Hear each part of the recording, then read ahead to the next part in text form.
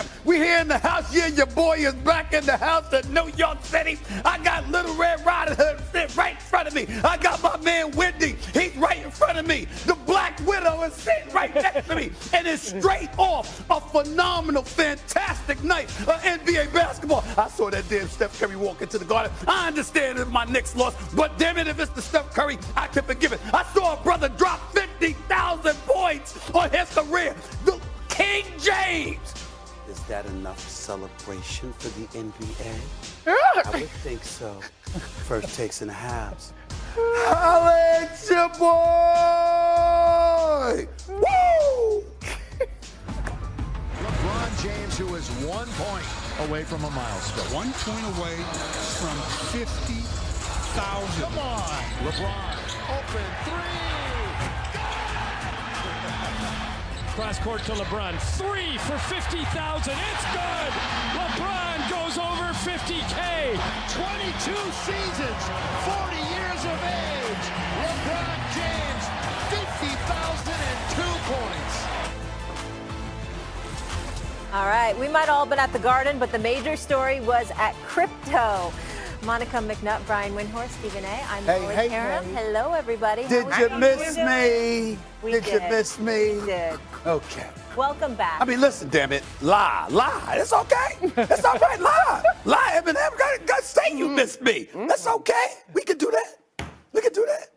A lot of NBA to break down. Let's get it, guys. Wendy, great to see you in person. Special treat for me. The Lakers' 40-year-old superstar LeBron James became the NBA's first 50,000-point man Tuesday night. James came into the Lakers game against the New Orleans Pelicans, needing a point to reach that mark. He reached the milestone on his first shot. LeBron and Luka combined for 64 points in the win over the Pelicans. Here they are after the game, reacting to 50K. I'm not going to sit here and sugarcoat it. It's a hell of a lot of points.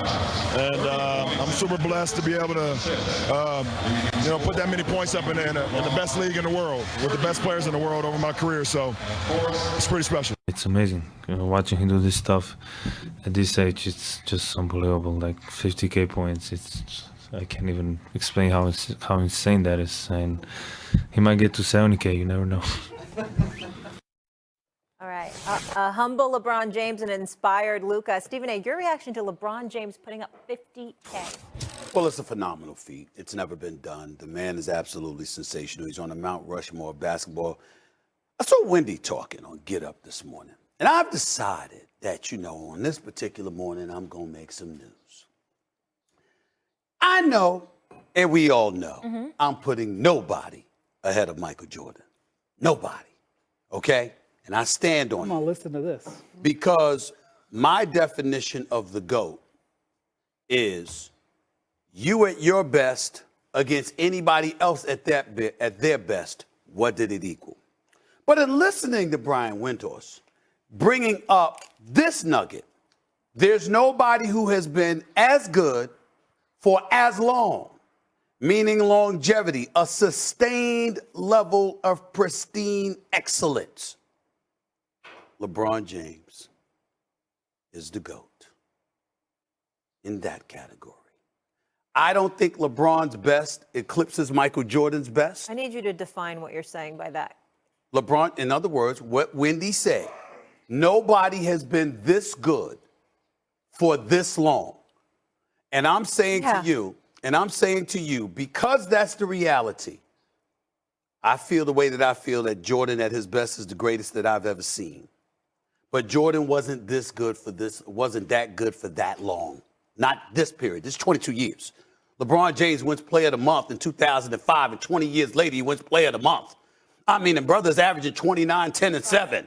They shoot 40-something% from the field, from three-point range, rather. 55% from the field. He's been absolutely phenomenal. I'm going to sit up here today, although he annoyed the living hell out of me last week with all of that nonsense he was talking.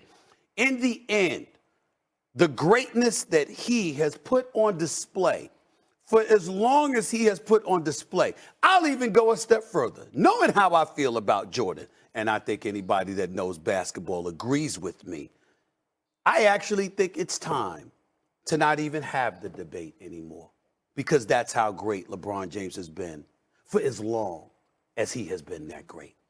I can stand down and acknowledge that because this is absolutely phenomenal. But it's not the 50,000 points.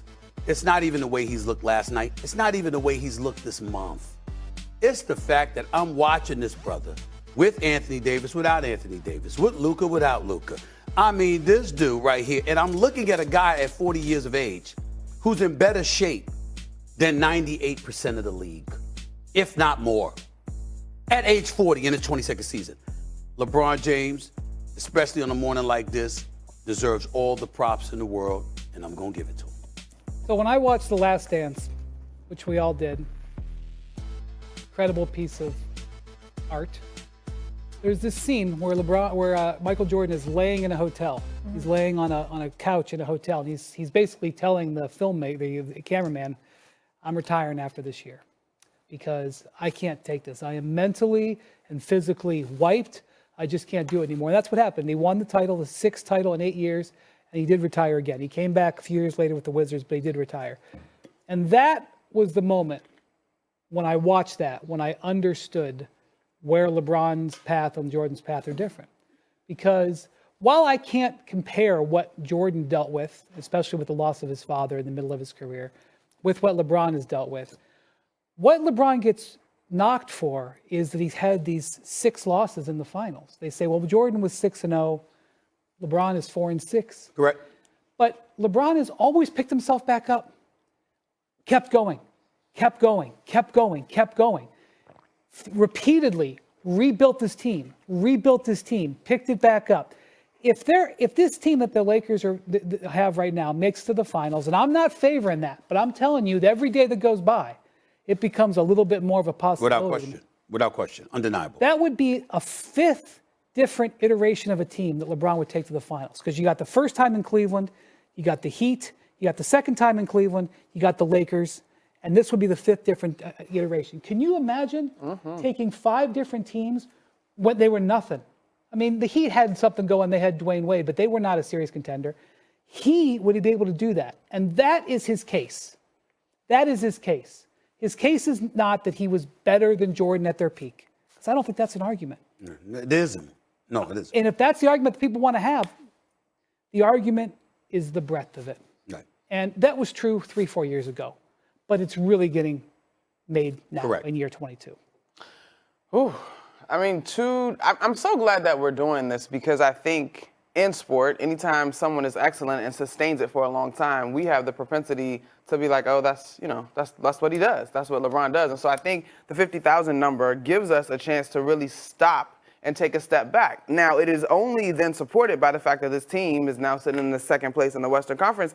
But when I think of this, like, I immediately am like, who is going to do that again? Even with all of the technology and guys taking care of their bodies, like, it still is such an incredible feat.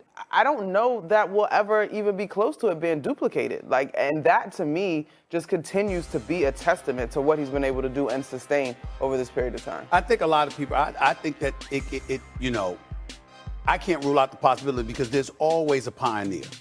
Correct. Emulators, imitators, they always follow. There's something, that's why history teaches us to be reluctant to just usurp somebody over another, over a predecessor, because if Dr. J and Connie Hawkins didn't do what they did, what would Michael Jordan have known to do? If Michael Jordan didn't do what he did, what would Kobe Bryant and Vince Carter would have known to do? Right. You know, when you look at the great shooters, I mean, we talk about the 80s, people don't realize, remember Ricky Pierce? Remember, you remember Del Curry? Mm-hmm. You had some great shooters. Dale Ellis, for example. Downtown Freddie Brown for the Seattle Supersonics before they moved to Oklahoma City. The list goes on and on. Some of the great shooters. This is before Ray Allen. This is before Reggie Miller. This is before